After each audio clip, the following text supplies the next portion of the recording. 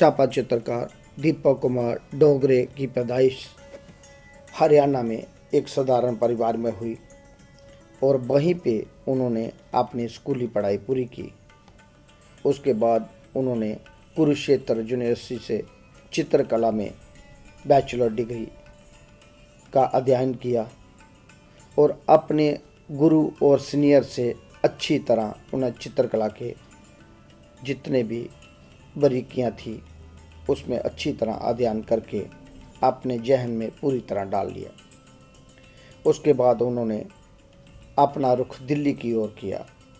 Jamia Millia Islamia university से उन्होंने छापा चित्रकारी की छोटी छोटी बारीकियाँ पूरी तरह सीख के अपने जहन में डाल ली और आज वह फील्ड में अपना कार्य पूरी तरह सक्षम से कर रहे हैं।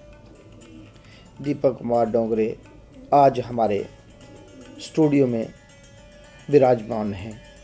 आइए चर्चा करते हैं दीपक कुमार डोंगरे के कला सफ़र नामे के क्या कहते हैं वो अपनी इस कला यात्रा के बारे में। नमस्कार, आदाब, सत श्री अकाल। दो टूक सीधी बात प्रोग्राम लेकर एक बार फिर मैं आपकी खिदमत में हाजिर हूँ। जैसा कि आप जानते हैं, इस प्रोग्राम के वाकिद हम आपकी मुलाकात करवाते हैं एक ऐसी शख्सियत के साथ जिन्होंने ज़िंदगी के किसी न किसी सूबे में अपना एक ख़ास मुकाम हासिल किया, अपनी एक अलग पहचान बनाई है। आज जिस शख्सियत को हमने इस प्रोग्राम में जन्नत दी है, उनका नाम किसी तारुफ का मोहताज नहीं है।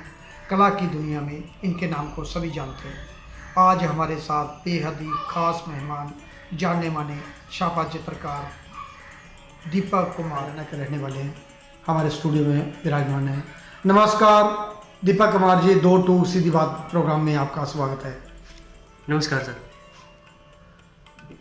दीपक कुमार जी, आपका जन्म कहाँ हुआ और उस वक्त आपके पारिवारिक माहौल कला के प्रति कैसा था और आपने किन परिस्थितियों में कला को चुना? नमस्कार सब लोगों को मेरी तरफ से। और मेरा जन्म जो है हरियाणा में हुआ है और हरियाणा में होने के नाते वहाँ आर्ट का कुछ ज़्यादा माहौल हमें मिला नहीं, शायद था भी नहीं उस टाइम पे जब हमारा जन्म हुआ। 1991 की बात है ये। और वहाँ चीज़ों को स्पोर्ट्स की तरफ ज़्यादा धकेला जाता है, तो वहाँ पे आर्ट का कुछ माहौल कभी रहा ही नहीं। तो हम लोग अभी बनाने की कोशिश में हैं और कर रहे हैं, उन चीज़ों के प्रति अग्रसर हैं। और पारिवारिक स्थिति तो ठीक ही थी और उसको और ज़्यादा मजबूत बनाने के लिए अभी परस्पर हम मेहनत कर रहे हैं इन सब चीज़ों के लिए।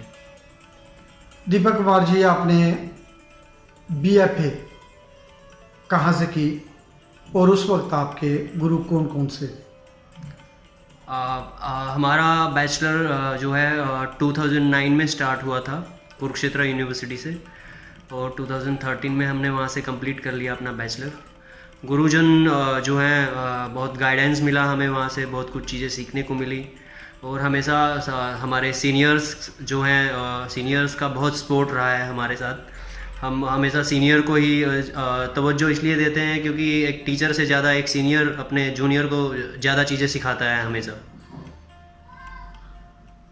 दीपक कुमार जी, आपने MFA जो थी वो प्रिंट मेकिंग में की और उस वक्त आपकी सोच क्या थी और आपने क्या सोच के प्रिंट मेकिंग को चुना और आज भी आप उसी फील्ड को काम कर रहे हैं प्रिंट मेकिंग को लेकर? जी, हमारा जो बैचलर है वो पेंटिंग में हुआ है। हाँ जी। और हमने प्रिंट मेकिंग को इसलिए चूज़ किया क्योंकि हम लाइन को एक्सप्लोर करना चाहते थे और प्रिंट मेकिंग जो है वो कम्प्लीटली लाइन बेस्ड वर्क है। हमारा सोच ये था कि अगर लाइन मजबूत है आपकी, वो स्केचिंग से हो या फिर किसी तरीके से, हमने वो माध्यम प्रिंट मेकिंग चुना। स्केचिंग तो डेफिनेटली हर को, जब कोई फाइन आर्ट्स में आता है तो डेफिनेटली उसका हक ही बनता है और वो करता ही है, कोई भी बंदा हो चाहे कोई भी आर्टिस्ट हो। तो प्रिंट मेकिंग चुनने का मकसद ये था कि हम लाइन को एक्सप्लोर करना चाहते थे और 2 साल में हमने जामिया में जो रह के अपने प्रिंट मेकिंग के थ्रू लाइन को जो एक्सप्लोर किया है, उन लाइन को जो है अभी हम अपनी पेंटिंग के माध्यम से डिपेक्ट करते हैं और अभी हम पेंटिंग में ही काम कर रहे हैं। मिक्स मीडिया है कुछ, उसमें कुछ इंस्टॉलेशंस हैं और कुछ जो है डिजिटल वर्क भी हम कंटिन्यू कर रहे हैं अभी। दीपक कुमार जी, किस विषय को लेके आप अपना कार्य करते हैं और उसमें कौन कौन से माध्यम और टेक्निक का ज़्यादा इस्तेमाल करते हैं?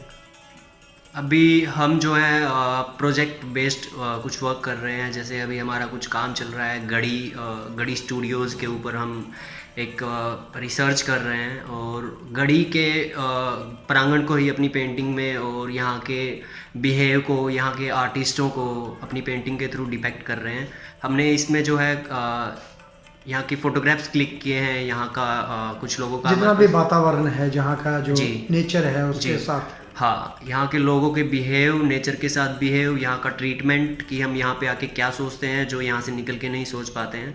तो जो भी एनर्जेटिक जो चीज़ें रही हैं और जो एनर्जी के साथ मैं यहाँ पे आके कनेक्ट हुआ हूँ, तो मुझे लगा कि मुझे इस स्पेस को एक्सप्लोर करना है, तो मुझे इस स्पेस के साथ कनेक्ट होके काम करना चाहिए। तो मैंने अपने पेंटिंग्स में इस स्पेस को ही जोड़ दिया है और मैं इसी एक गढ़ी स्टूडियो जो जितना भी ये स्पेस है, मैं इस एरिया space को- पूरा कवर हाँ, कर रहे हैं आप। मैं 4 एकड़ की जमीन और हाँ। के साथ पूरा वातावरण का माहौल जो अपनी कला का पेंटिंग के माहौल माध्यम है। से कुछ इंस्टॉलेशंस हैं उसमें, तो वो सब डिपेक्ट हो रही हैं उन सब चीज़ों में, तो उसी के माध्यम से मैं अभी अपनी चीज़ें आगे बढ़ा रहा हूँ। दोस्तों, कला चर्चा आगे बढ़ाने से पहले आइए एक नज़र डालते हैं दीपक कुमार जी के द्वारा बनाए गए कलाकृतियों पर। इस तरह जनाब दीपक कुमार डोंगरे की बात करें हम अगर चित्रकला की, या छापा चित्रकला की, या फिर इंस्टॉलेशन की, उन्होंने सभी में महारत हासिल कर रखी है। चाहे वह ड्राइंग हो, या फिर मोनोप्रिंट हो, या ब्लैक एंड वाइट ड्राइंग हो, जहाँ वो पेंटिंग करते हैं वहाँ ड्राइंग भी करते हैं, वहाँ छापा चित्रकला के भी आपको कई सारे नमूने देखने को मिलेंगे। आज वह पूरी तरह सक्षम है अपने कार्य करने में और आज वह फील्ड में फ्रीलांस अपना कार्य कर रहे हैं। दीपक कुमार जी, कुछ अरसे आपने पहले Lalit Kala academy regional centre, इस सेंटर में गढ़ी में भी आपने काम किया। उस वक्त कैसा माहौल था और क्या क्या कमियां दिखी आपको जिसमें हम सुधार कर सकें, या क्या क्या और कुछ होना चाहिए जिससे बेटर बन सके ये रीजनल सेंटर? सिर्फ यही नहीं, बाकी रीजनल सेंटर की भी हम सभी की बात करेंगे जिससे बेटर अच्छा माहौल कलाकारों को प्रदान हो सके। मैंने यहाँ पे जो है करीबन 3-3.5-4 साल काम किया है और जितना मैंने यहाँ पे एक्सप्लोर किया है चीज़ों को, मुझे लगता है कि पूरे इंडिया की अगर मैं बात करूँ तो ललित कला के जो रीजनल सेंटर गढ़ी, ये दिल्ली गढ़ी स्टूडियो की जो मैं बात करता हूँ, तो मुझे ऐसा फील होता है कि आपको जो है अगर अपने आप को आर्ट के थ्रू अगर एक्सप्लोर करना है तो इससे बेटर स्पेस नहीं है। और ये स्पेस जो है, यहाँ पे बहुत सारे आर्ट टॉक होते थे पहले, बहुत सारे इंटरव्यूज़ भी होते थे और सीनियर आर्टिस्टों का एक प्रेजेंटेशन होता था। वीडियो जो है डॉक्यूमेंट्री मूवीज़ का भी फिल्में होती थी उस टाइम जो है। हाँ, उस टाइम जो है आर्ट का एक बहुत अच्छा माहौल था, लोग कनेक्ट हो रहे थे एक दूसरे के साथ। संडे आर्ट हट की वजह से भी बहुत सारी चीज़ें जो कृष्णा सेठी जी ने शुरू किया था, कृष्णा सेठी जी ने जो स्टार्ट किया था, वो चीज़ें बहुत, मुझे लगता है कि सिर्फ गढ़ी को ही नहीं, गढ़ी के आर्टिस्टों को गढ़ी जो है बनाने वाली जो चीज़ आती है ना, वो उन सब चीज़ों के इन्वॉल्वमेंट की वजह से गढ़ी बनता है। और उन सब चीज़ों के फिनिश होने के बाद मेरे ख्याल से 4-5 साल हो गए हैं, वो चीज़ें हो नहीं रही हैं, तो उस वजह से लोग यहाँ डिस्कनेक्ट हो गए हैं। तो वो चीज़ें वीडियो डॉक्यूमेंट्री मूवीज़ हैं और जो सीनियर आर्टिस्ट हैं उनका प्रेजेंटेशन होना चाहिए, डॉक्यूमेंट्री मूवी होनी चाहिए। संडे आर्ट हट भी अगर करते हैं मंथली एक टाइम पे या फिर दो मंथ में एक टाइम पे, तो मेरे ख्याल से आर्ट बायर के साथ बहुत सारे लोगों को एक कनेक्टिविटी भी मिलती है। और जिन लोगों के जो लाइक कमर्शियल नहीं कर पा रहे हैं, जो सिर्फ आर्ट में ही काम कर पा रहे हैं। मुझे लगता है कि संडे आर्ट हट उन लोगों के लिए एक होप का भी काम कर रहा था। और साथ के साथ जो है, जो सीनियर आर्टिस्टों का जो प्रेजेंटेशन होता था एक मूवीज़ के थ्रू या फिर उनके वर्क के थ्रू, जिस तरीके से वो लोग अपने वर्क को प्रेजेंट करते थे, जिसमें बहुत सारे आर्टिस्ट गढ़ी के होते थे लेकिन बाहर के भी बहुत सारे लोग सुनने के लिए आते थे उन सब चीज़ों को। तो वो एक सीनियर आर्टिस्ट का जो एक कनेक्शन रहता है ना, कि मैं किसी को नहीं, मुझे एक सीनियर आर्टिस्ट मुझे मालूम नहीं है नाम, बट उनका वहाँ पे प्रेजेंटेशन चल रहा है, मैं उस प्रेजेंटेशन के थ्रू उनके साथ कनेक्ट हो सकता हूँ। तो वो चीज़ें ब्रेक हुई हैं। मुझे लगता है वो सारी चीज़ें फिर से कंटिन्यू अगर होती हैं तो उसमें क्या है ना, आर्टिस्ट एक दूसरे के साथ बात करेंगे और बातें करने से ना मसले हल होते हैं। जो भी मसले हैं, जो भी चीज़ें हो रही हैं अभी, मुझे लगता है कि सब लोगों को बैठ के इस चीज़ के बारे में बात करना चाहिए और हल निकाल के फिर से गढ़ी को वैसे ही जैसे था हमारा अपना गढ़ी, हमें वैसे ही उस गढ़ी के लिए कंटिन्यू तत्पर होकर काम करना चाहिए और आगे बढ़ाना चाहिए। क्योंकि ये स्पेस सिर्फ किसी एक इंडिविजुअल आर्टिस्ट का नहीं है, ये स्पेस हमारा है, आपका है और ये अपना स्पेस है। तो मैं तो इसको अपना गढ़ी बोलता हूँ। इसके ये अलावा हमारा घर है, हम घर की तरह Yes. एक परिवार की तरह रहते हैं। हाँ। और इसको बेटर से बेटर बनाने की कोशिश करते हैं। जी, अच्छा स्पेस है और इतना बड़ा स्पेस मुझे मैंने ये एशिया का हाँ, नंबर 1 विलेज है जो जी।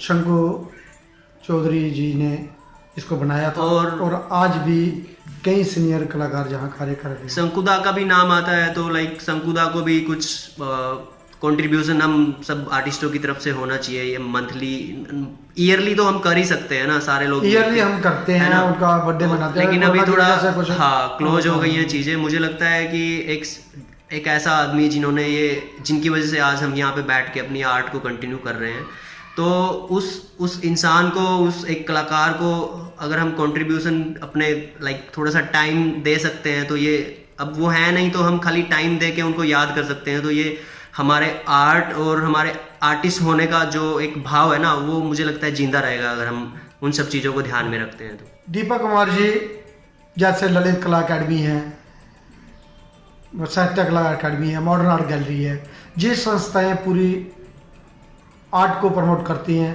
और पूरे वर्ल्ड को रिप्रेजेंट कर रही हैं हमारे इंडिया को लेके। इन्होंने कौन कौन सी और एक्टिविटियां करवानी चाहिए जिससे कला और कलाकारों को बेनिफिट मिल सके और इनमें ज़्यादा संस्थाओं में भी सुधार हो सके, इसमें आपके क्या विचार हैं? Lalit Kala Akademi, Sanskar Bharati, National Gallery of Modern Art, या फिर हम बात करें नेशनल म्यूजियम की, ये जितनी भी संस्थाएं हैं, मुझे लगता है कि आर्ट को प्रमोट करना तो एक बहुत अच्छी बात है जो बहुत पहले से कंटिन्यू होता ही आ रहा है। उसमें इजाफा होना चाहिए था, बट समय की चीज़ें जो हैं वो समय के अनुसार वो चीज़ें कम होती चली गई जो नहीं होनी चाहिए थी। क्योंकि ऐसा बोलते हैं कि आदमी का जब उम्र बढ़ता है ना, तो उसके साथ उसकी समझदारी भी बढ़ती चली जाती है। परंतु यहाँ पे चीज़ें जो हैं उम्र बढ़ने के साथ साथ उसकी समझदारी कम होती चली जा रही है, जो ठीक दिशा नहीं है इस आर्ट वर्ल्ड के लिए। और दूसरी चीज़ें ये हैं कि मुझे ऐसे लगता है, मुझे पर्सनली ऐसे फील होता है कि आर्टिस्ट को भी प्रमोट करना चाहिए। आर्ट तो प्रमोट हो ही रहा है ना, आर्टिस्ट को भी आर्ट के साथ प्रमोट करना चाहिए। ये उतना ही इम्पोर्टेंट है जितना आप उसकी आर्ट को प्रमोट कर रहे हैं। और अगर आप आर्ट को प्रमोट कर रहे हैं और आर्टिस्ट को प्रमोट नहीं कर रहे हैं, तो फिर इसमें दोनों में तो लाइक बहुत दिन रात का फ़र्क है। क्योंकि आर्ट के थ्रू आर्टिस्ट को जानते हैं लोग, बट आर्टिस्ट के थ्रू आर्ट को जाने, ये भी तो एक पर्सपेक्टिव हो सकता है ना कि ये आर्टिस्ट ऐसे है। बहुत बढ़िया तो बात कही आपने। दोनों पर्सपेक्टिव की तरफ, हाँ, यस। और एक्टिविटियां बढ़ानी चाहिए, एक्टिविटी बढ़ानी चाहिए, कैंप जो है वो लाइक होने चाहिए। कैंपों में लोग, आर्टिस्टों की संख्या बढ़ाओ, भले ही आप जो है अमाउंट कम करो या ज़्यादा करो, उससे कोई फ़र्क नहीं पड़ने वाला, बट लोगों को अपॉर्चुनिटीज़ दो।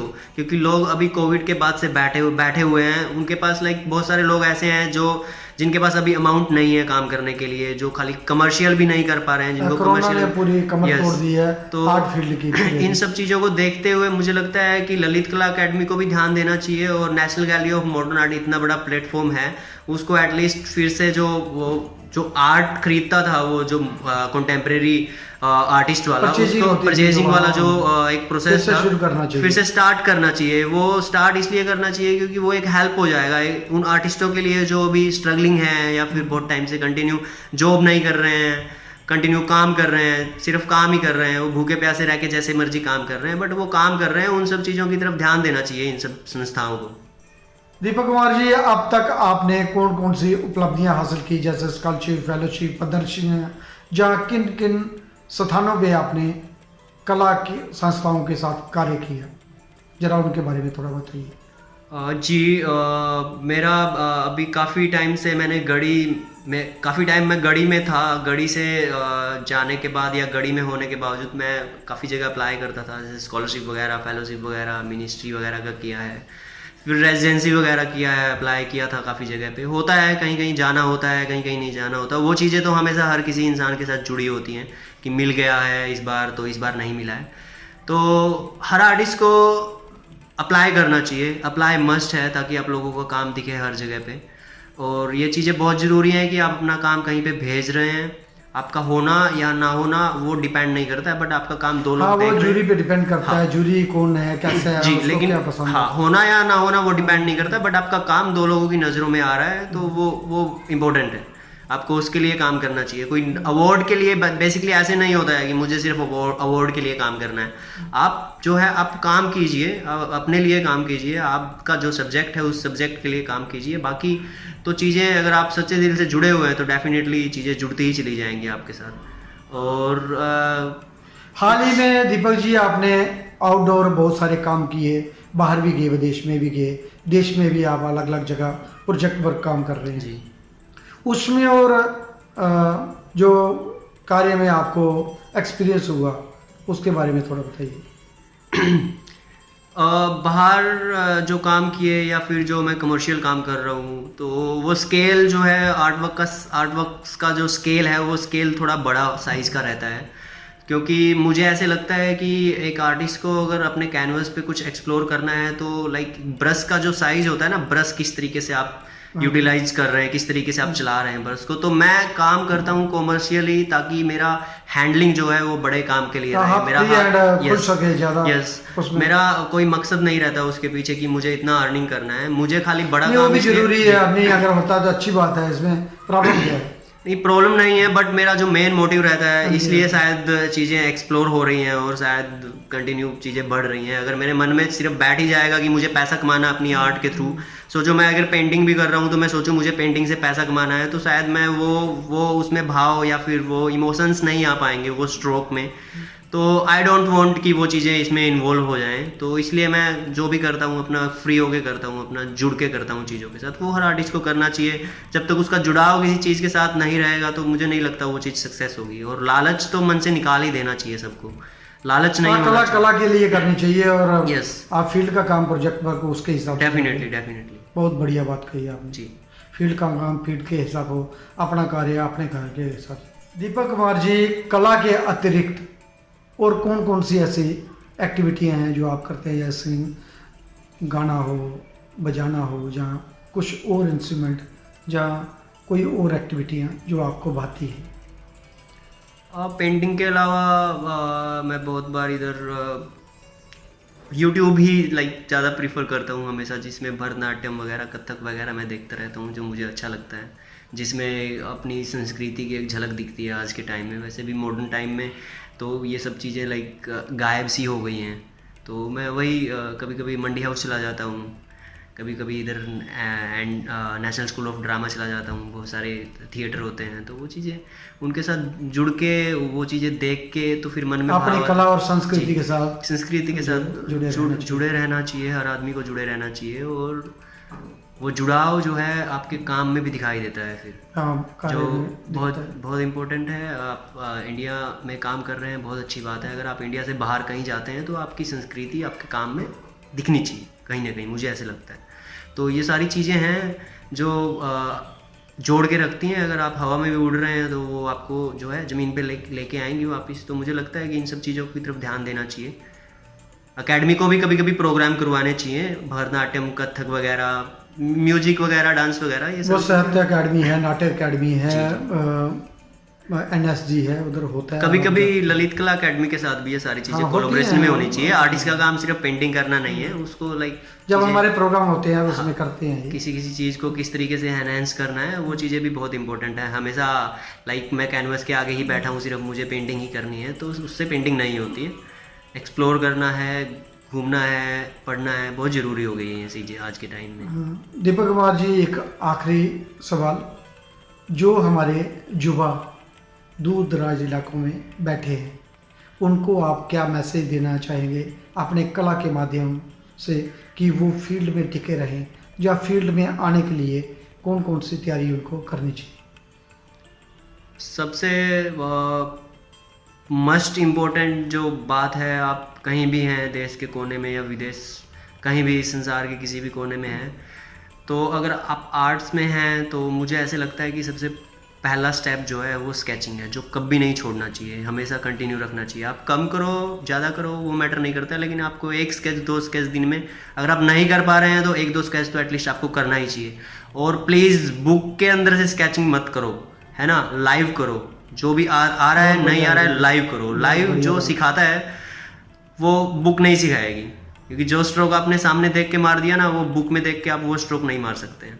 और रुकना नहीं है, झुकना नहीं है, काम करना है, काम ही आगे लेके जाएगा। और सच्चे मन से काम करना है, मन में जो लालच है उसको निकाल के फेंक दो और अच्छे सच्चे दिल से, अच्छे भाव से दूसरों का अच्छा सोच के काम करो। ऐसा नहीं है कि सिर्फ मुझे अपना ही अच्छा करना है, आपके काम से 2 लोगों को भी पेट भरना चाहिए, ऐसा भी सोच के काम कर सकते हैं। कुछ कमर्शियल उठाया है तो ऐसे 2 लोगों को ज़रूरत है जिनको, उनको साथ लेके आगे बढ़ो ताकि वो आपको लेके आगे बढ़े। ऐसे यूनिटी बना के रखो एक दूसरे के साथ, ताकि एक दूसरे का साथ लगे। पाँव जो खींचना होता है ना, वो लाइक ना तो आपको आगे बढ़ने देगा ना मुझे आगे बढ़ने देगा। साथ में रहो, साथ में ही चीज़ें होती हैं हमेशा। ऐसा बोला गया एकता में बल है, तो ये चीज़ें हैं बस। दोस्तों, ये थे हमारे साथ दीपक कुमार जी, जो हरियाणा के रहने वाले हैं। आज इनके बारे में जाना, इनकी कला के बारे में जाना, और कला पे बहुत सारी चर्चा हुई। 2 टूक सीधी बात प्रोग्राम में दीपक कुमार जी आप आए, आपका बहुत बहुत धन्यवाद। Thank you so much. दोस्तों, अगली बार फिर मिलेंगे किसी और जगह, किसी और शख्सियत के साथ। तब तक देवीदास खत्री को दे इजाजत। वंदे मातरम, भारत माता की जय।